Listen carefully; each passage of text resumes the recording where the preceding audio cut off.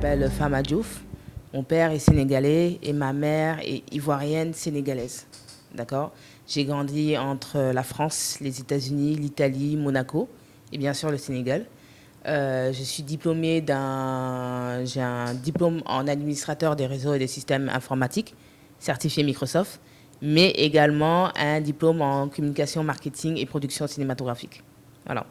Et en fait, pour être bref réellement, parce que si je dois faire tout le parcours, ça va être assez long, j'ai en fait comment tout est arrivé.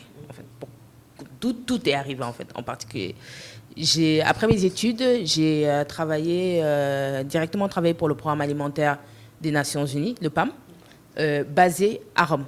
Donc je suis restée là-bas et j'ai passé une année en tant que chargée de relations publiques. D'ailleurs, c'est même nous, c'est notre département qui avons créé d'ailleurs le site francophone du PAM d'ailleurs. Quand il y a eu les problèmes en Haïti, d'accord, donc l'opération d'urgence en Haïti en 2010, ils m'ont proposé d'aller en Haïti pour avoir un peu d'expérience sur le terrain. D'accord, donc ils m'ont proposé d'être chargée de relations publiques et point focal photographe là-bas. D'accord. Et quand je suis arrivée, je n'avais aucune expérience.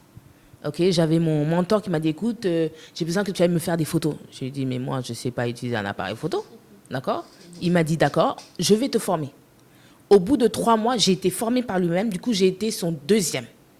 D'accord. Et c'est moi qui devais aller sur le terrain, prendre des photos, faire comme ce qu'un journaliste y fait, en fait, également, donc du photojournalisme. Et c'est de là que la passion de la photographie a commencé.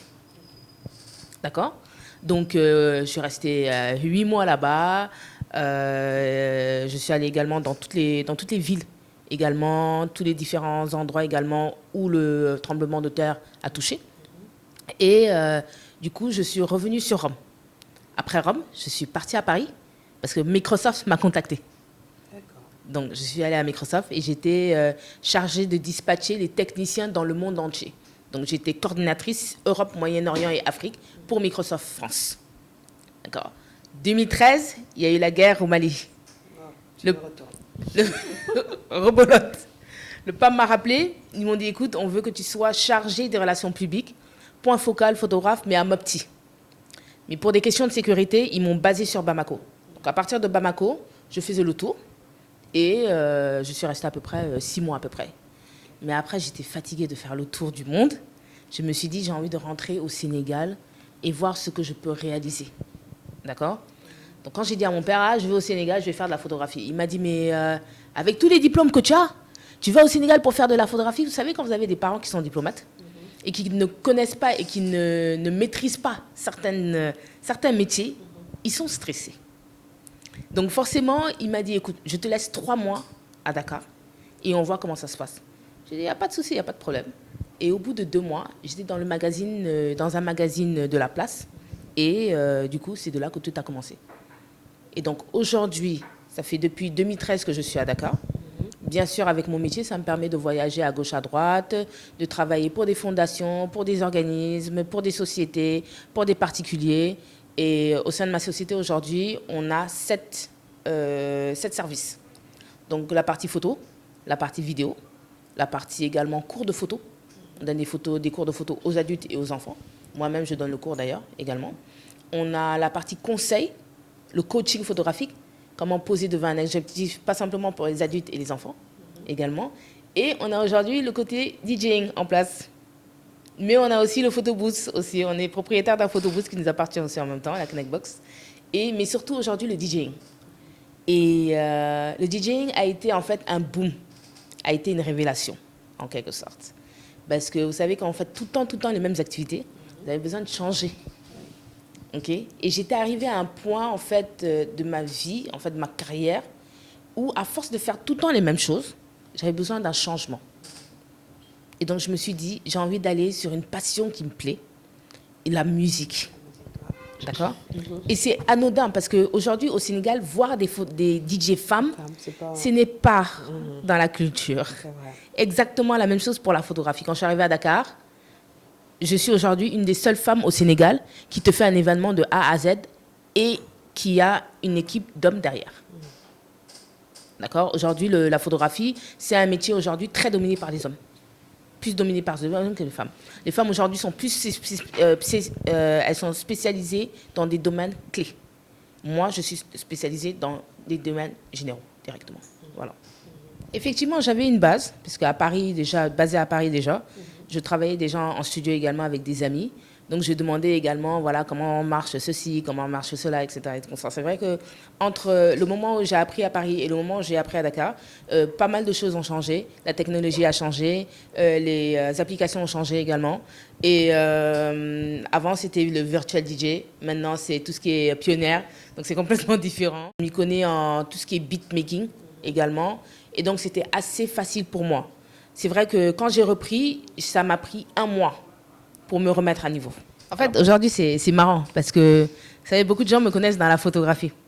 Et donc, aujourd'hui, me voir dans le DJing, en fait, c'est marrant parce que je peux être photographe la semaine avant et la semaine qui suit, je suis DJ. Je pense qu'ils voient une autre femme, en fait, autre que dans la photographie. D'accord? Et donc, ça les étonne parce qu'ils se disent, mais à quel moment elle a eu le temps d'être DJ et qu'on n'était pas au courant? Voilà. On est en 2024, il faut révolutionner les choses. D'accord? Moi, je suis passionnée de musique, je suis passionnée de beatmaking et j'ai envie qu'il y ait un changement. Il faut changer les choses, pas de faire comme les gens. D'accord? Et aussi accepter les critiques. Moi, je pense qu'aujourd'hui, si vous voyez une femme qui est DJ, vous allez être fiers. Parce que vous allez vous dire, mais finalement, un changement. D'accord? Après, vous savez, je pense qu'aujourd'hui, quand vous faites un métier qui vous passionne, vous y mettez du sien. D'accord? Et c'est-à-dire que les équipes avec lesquelles vous travaillez, vous mettez les règles dès le début.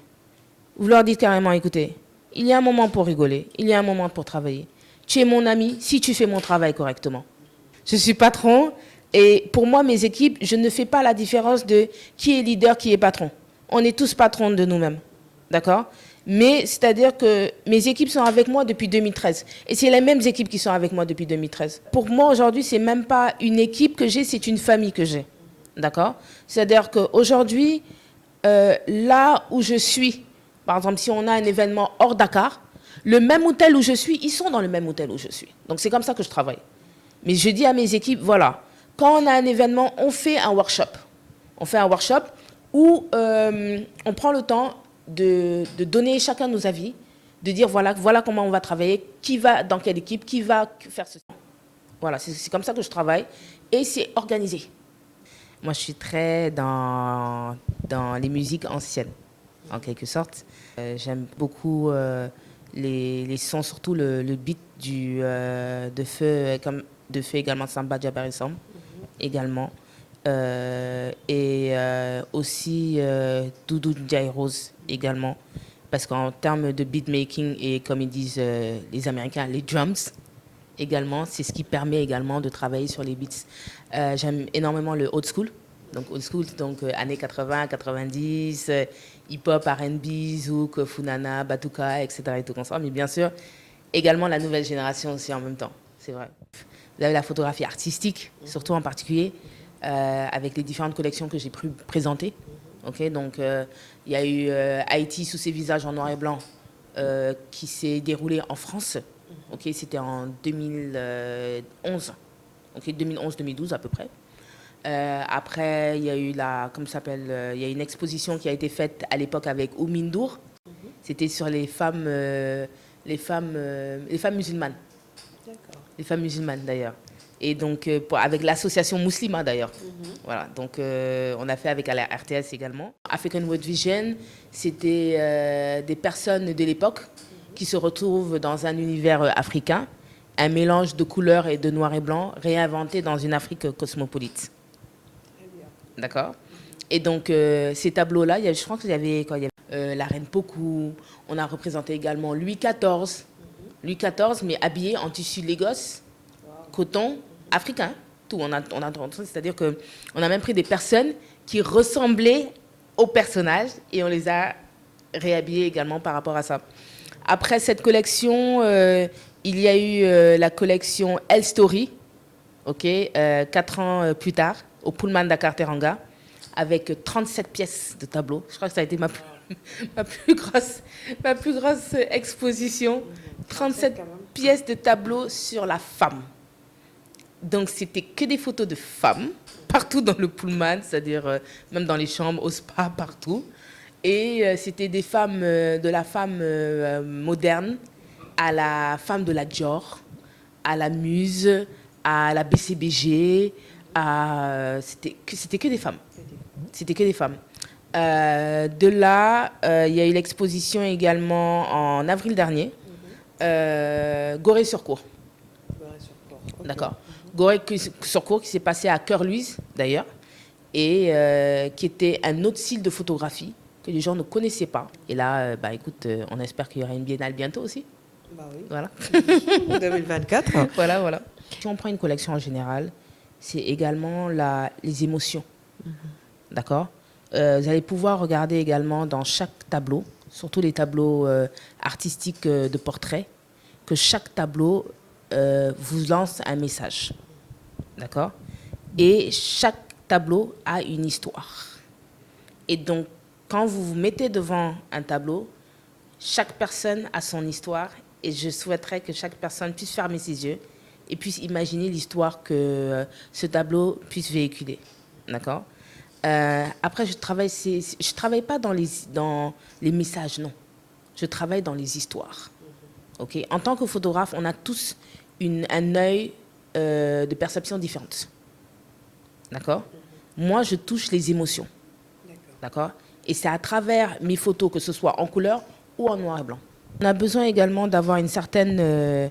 moi, personnellement, j'aimerais vraiment pouvoir décorer l'aéroport de Dakar avec mes œuvres, mes tableaux, les images que j'ai pu prendre dans les différents endroits, que ce soit du Sin Saloum, que ce soit de Gorée. J'ai même pris également des photos de Ketchar. Ah oui? Oui, des photos de Ketchar. D'accord. Parce que le ketchup, je suis désolée, c'est quand même un poisson qui est utilisé dans nos tchèpes. Bien sûr. D'accord. Et les gens ne mettent pas forcément ça en valeur. D'accord. J'ai envie de pouvoir avoir mes tableaux, je ne sais pas moi, à l'aéroport, à la Pix, travailler avec également le ministère de la Culture et du Tourisme. Et ce serait vraiment top. Ce serait vraiment un honneur en tout cas. De pouvoir faire partie également des artistes, des jeunes artistes sénégalais également, qui contribuent également à l'image du Sénégal, pas simplement sur le plan national, mais également sur le plan international. Vous savez, l'art aujourd'hui n'a pas de sexe. D'accord. L'art n'a pas de sexe. D'accord. Et comme je dis, l'art n'a pas de sexe en fait. C'est-à-dire qu'aujourd'hui, que ce soit l'homme ou la femme, on a tous des messages à véhiculer. On a tous des capacités artistiques. On est avec des capacités artistiques. Peu importe que ce soit homme, femme, petit, grand ou peu importe. D'accord. Et je pense que la femme aujourd'hui a sa place partout, dans tous les domaines. Pas simplement du point de vue artistique. Voilà. Le nouveau gouvernement, ils ont du travail, hein, ça c'est clair. Ils ont beaucoup de travail d'ailleurs. Et je pense que le peuple sénégalais voulait un changement. Et ce changement-là, ils l'ont montré à travers les élections présidentielles et à travers les résultats également qui sont sortis. D'accord. Moi, aujourd'hui, j'espère que ce gouvernement-là ne décevra pas la population, parce qu'aujourd'hui, cette population, comme disent les Sénégalais, de nous am yaakaar ci ñoom. D'accord. Et aujourd'hui, je suis désolée, mais l'Afrique, c'est l'avenir. Nous qui avons vécu à l'extérieur, ok, on se pose la question, pourquoi on n'est pas resté? On est parti chercher de l'expérience, on est revenu pour pouvoir construire notre pays. Mais aujourd'hui, parfois, ça ne nous donne même pas envie de rester parce qu'il y a énormément de corruption. Juste pour avoir un seul document, il faut payer 1 million de personnes pour avoir un seul document. D'accord? On est là pour faire le changement. Donc, on espère qu'aujourd'hui, sachant qu'on a un gouvernement jeune, okay, on pourra tous se tenir la main, que vous soyez Peul, Serer, Soninké, peu importe. Okay, on va tous se lever la main pour pouvoir travailler ensemble. Et qu'on essaye d'arrêter les histoires de casse, oui, qui teguele, qui truc, etc. Et tout. Non, on est des Sénégalais, ça suffit, quoi. Okay? On est là pour travailler le pays. On est là pour pas que nos jeunes prennent des bateaux, okay, de fortune, pour aller dans les pays européens où ils sont même pas sûrs de trouver du travail, d'ailleurs, okay, pour pouvoir travailler leur pays. On est là, on est des Africains, on peut. Ce que les autres Européens peuvent, on peut le faire aussi également. Mais il faudrait que le gouvernement lui-même ait un chef suprême qui puisse leur dire non quand il le faut. Mon dernier mot, c'est il faut croire en ce qu'on fait et croire en ce qu'on veut, en fait. Voilà.